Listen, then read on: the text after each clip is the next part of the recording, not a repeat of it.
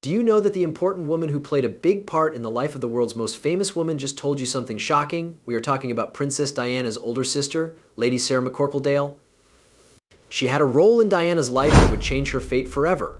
Her real name wasn't just Sarah. She was born on March 19, 1955, as Elizabeth Sarah Lavinia Spencer. She was Princess Diana's best friend. Diana had loved her more than anything else. On the other hand, Lady Sarah is what ruined Diana's life. And when she was 60 years old, she put an end to all the stories about her little sister. What sort of tales were they? How did her life go? How did she make Diana's life better? Let's watch this movie and learn all about that. She had a very interesting life and was given the honorable title. This happened after her father became the 7th Earl Spencer in 1975, and she quickly changed her name to Lady. It's not true that Lady Sarah was born rich and had everything she needed. She had to fight a lot of things, but one of the worst was her battle with eating disorders when she was a young adult. It was completely scary how it affected her social life. I'll tell you everything. But let's go back to the beginning. She chose to settle down and get a job in London after finishing school at Riddlesworth Hall and West Heath boarding school. Even though it sounds strange, her life was really quite normal. For a princess, she wasn't very interesting, but the fact that she was related to Diana made her very famous. Because it had such an effect, people who wanted to find something bad about Diana began to blame Sarah. The sisters were very close, and that was what her enemies used against her. Sarah didn't give up, and Diana trusted her more than anyone else, even though it meant going against the royal family. When Diana's marriage problems were at their worst, Sarah was the only person who stood by her and gave her the strength to fight back. She was kind of like Diana's knight. She was the reason Princess Diana beat Prince Charles in the fight. Lady Sarah was very important to Princess Diana because she inspired her and gave her the drive to do all of her royal tasks. Sarah also helped and supported Diana when she needed it the most. Even when reports about Diana got really crazy, she was always loyal to her, and she stayed loyal to her after Diana's sad death as well. Sarah is real proof of Princess Diana's legacy. Since then, she has worked hard to keep what Diana always fought for alive. She is very important and powerful, so she must have a great story, right? That's right. Hold on tight to learn about Lady Sarah's life. And don't go any further until you hear how Diana's best friend was killed. Neil McCorquodale is Lady Sarah's famous husband and the love of her life. But before that, did you know that she was almost Queen of England? That's right, yes. At age 60, Sarah said that Lady Sarah was in a relationship with Prince Charles before Diana. Their relationship didn't last, though, and Sarah turned down Prince Charles so badly that it was all over the news for months. When they broke up, she famously said she wouldn't marry Charles even if he was the cleaner, or the English king. She was always in Charles's close group of friends, even though their relationship ended because of a strange turn of events. It was the craziest way possible. After her breakup with Charles, she helped bring her younger sister Diana to meet the prince. No one knew that this meeting would forever change Diana's life and the lives of everyone in the royal family. Learn about the princess of the people before we talk about what might be England's biggest secret after Jack the Ripper. This will help you understand her better. On July 1st, 1961, Princess Diana was born. Her name was Diana Frances Spencer, and she was the fourth of 5 children in the Spencer family. She grew up in the very fancy park house of Sandringham in Norfolk. It was also the spot where her life had become a fairy tale. She was close with the royal family from a very young age. Diana's grandmother was a lady in waiting for Queen Elizabeth, the Queen Mother. When the royal family went to Sandringham, Diana played with Prince Andrew and Prince Edward as a child. She grew up in a very well-off family, but she still had some problems as a child. Her parents were never happy with each other. This was all because her mother was put under a lot of pressure to have a son. She couldn't stand this stupid demand because she had no power over it.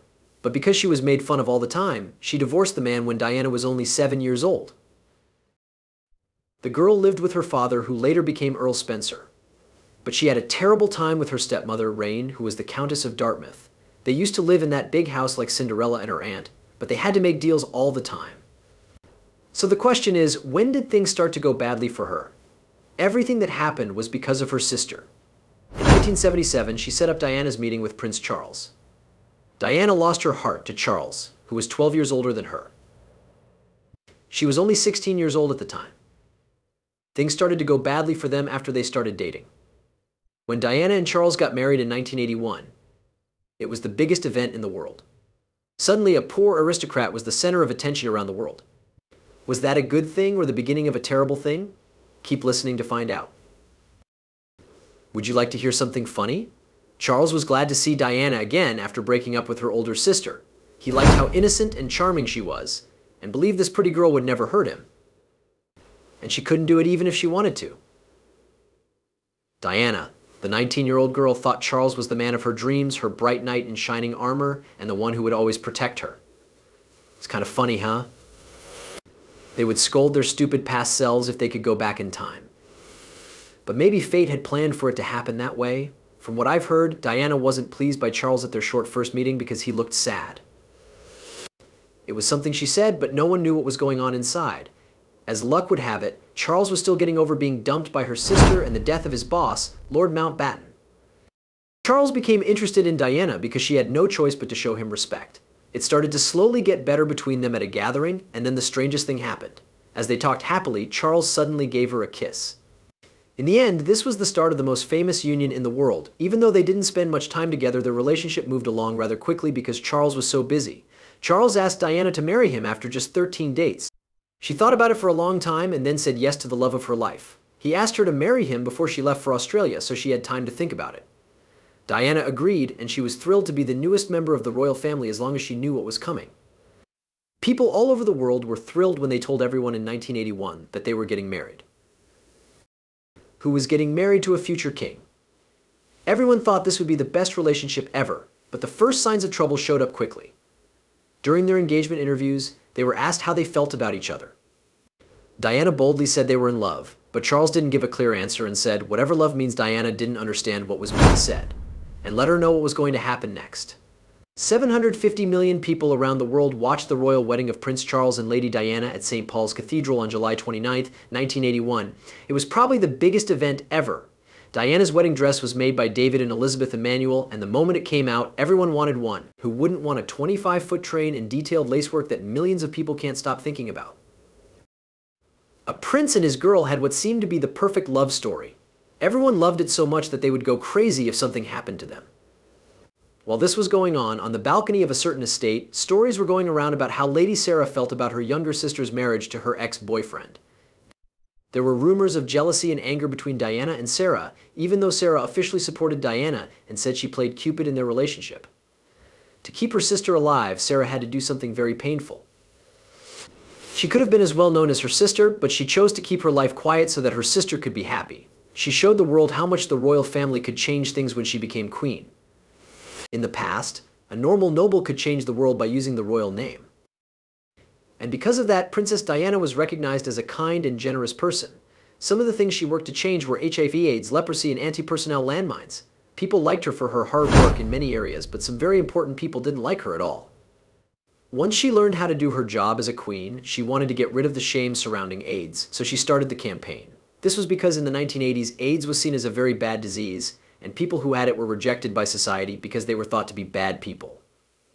By touching AIDS patients in 1987, Diana disproved the myths and fears that surrounded the disease. This simple act made news around the world.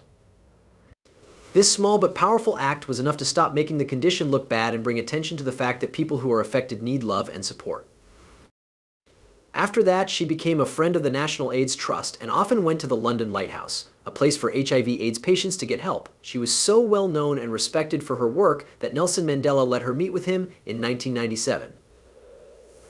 There, they talked about how to help children and families who are affected by HIV/AIDS. Diana is still loved today because she was a friend of the British Red Cross and worked with the Halo Trust to bring attention to landmines. As far as going to a minefield in Angola in 1997 and walking through it while wearing safety gear, she did indeed. People all over the world learned about how terrible landmines are and were affected by her work to get the Ottawa Treaty signed, which banned the use of anti-personnel mines.